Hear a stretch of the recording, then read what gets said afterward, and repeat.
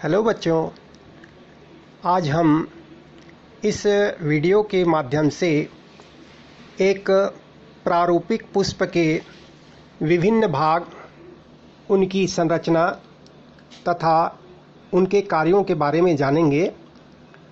तो चलिए वीडियो प्रारंभ करते हैं। तो सबसे पहले हम पुष्प क्या है या पुष्प किसे कहते हैं यह जानेंगे। आवृत्ति बीजी पौधों में एक पूर्ण परिवर्धन के पश्चात प्ररोह पर बनी एक विशेष संघनित संरचना पुष्प कहलाती है। पुष्प पौधे का जनन अंग होता है। पुष्प की प्रारूपिक संरचना को समझें तो पुष्प के 4 भाग होते हैं, अर्थात पुष्प 4 भागों का बना होता है। पहला बाह्य दल,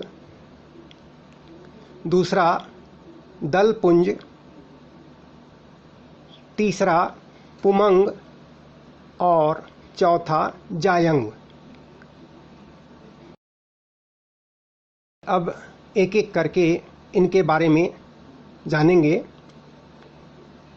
ये चारों भाग डिस्क के समान रचना पर लगे रहते हैं, जिसे पुष्पासन या थैलेमस कहते हैं।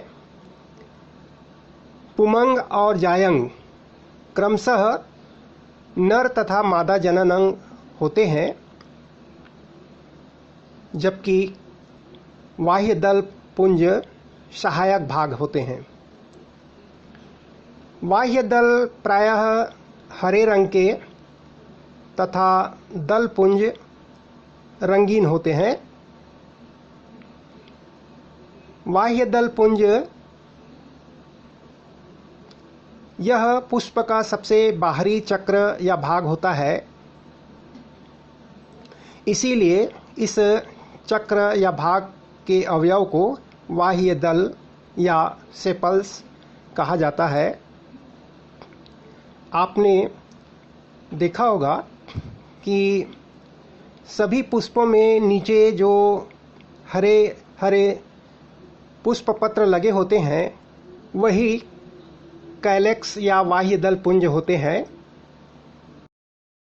जब पुष्प कलिका अवस्था में होते हैं तो यही बाह्य दल पुष्प के अवयव की सुरक्षा करते हैं।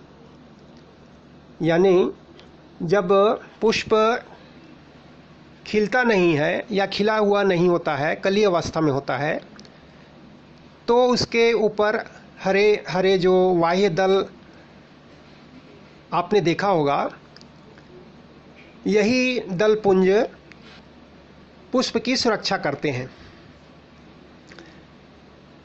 ये हरे रंग होने के कारण प्रकाश संश्लेषण द्वारा भोजन का निर्माण भी ये करते हैं।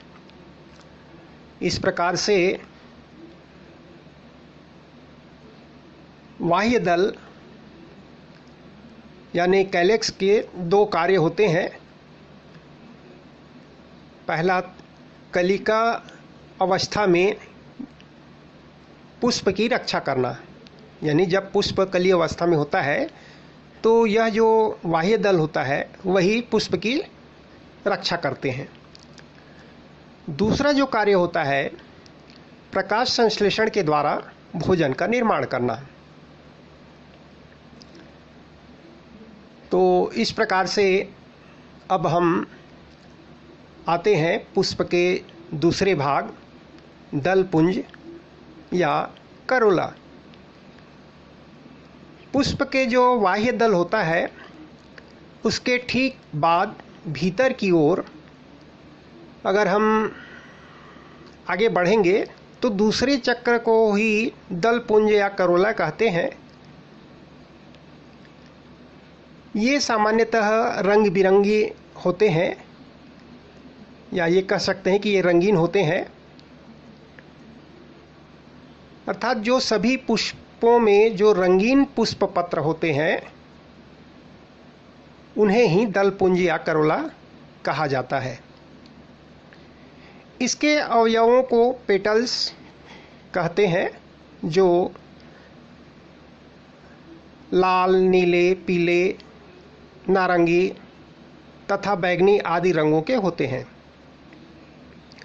इनका ये रंग वर्णक एंथ्रोसाइनिन के कारण होता है। ये अलग अलग पुष्पों में अलग अलग प्रकार के होते हैं।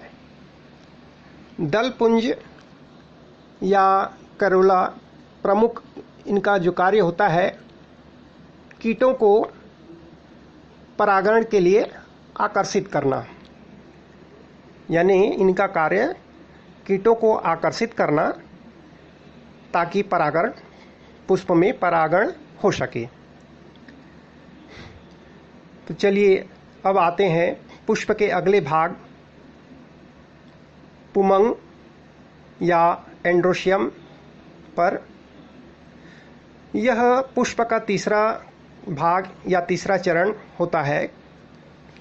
इसके अवयवों को पुंकेसर या स्टेमेंस कहते हैं। यह पुष्प का आवश्यक अंग होता है। यह पुष्प का नर जनन चक्र होता है, अर्थात यह पुष्प का नर जननांग होता है। प्रत्येक पुष्प में अलग अलग संख्या में पुंकेसर पाए जाते हैं। प्रत्येक पुंकेसर में 2 परागकोश होते हैं। इन परागकोशों में परागकण बनते हैं, अर्थात इन्हीं में परागकण भरे रहते हैं। यही परागकण पुष्प के नर युग्मक होते हैं, जैसे मनुष्य में शुक्राणु होते हैं। अब आते हैं हम पुष्प के अंतिम चक्र या अंतिम भाग जायांग, जिसे गाइनोशियम भी कहते हैं। यह पुष्प का मादा जननांग होता है। इसके एक भाग को स्त्री केसर कहते हैं। यह पुष्प के बीचों बीच में होता है। प्रत्येक स्त्री केसर में 3 भाग होते हैं, अंडाशय, वर्तिका और वर्तिकाग्र। स्त्री केसर के फूले हुए निचले भाग को अंडाशय कहते हैं। अंडाशय में बीजांड या ओवल्स होते हैं। इन बीजांड में ही मादा युग्मक या अंड एग होता है। फूल का अंडाशय विकसित होकर फल बनाता है, अर्थात यही आगे चल करके फल में परिवर्तित हो जाता है।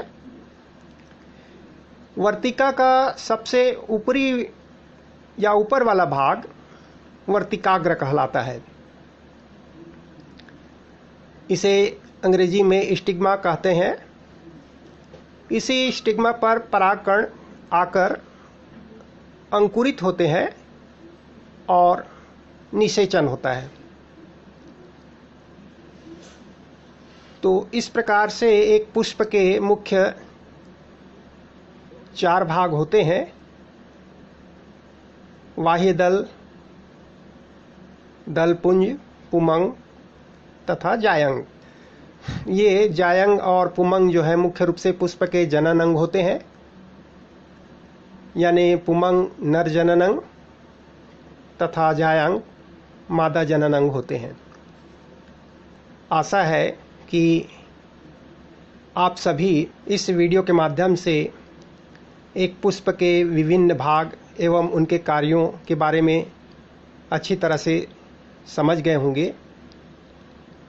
आज के वीडियो में इतना ही। संभवतः आप सभी को यह वीडियो पसंद आई होगी। इस वीडियो को देखने के लिए आप सभी का धन्यवाद।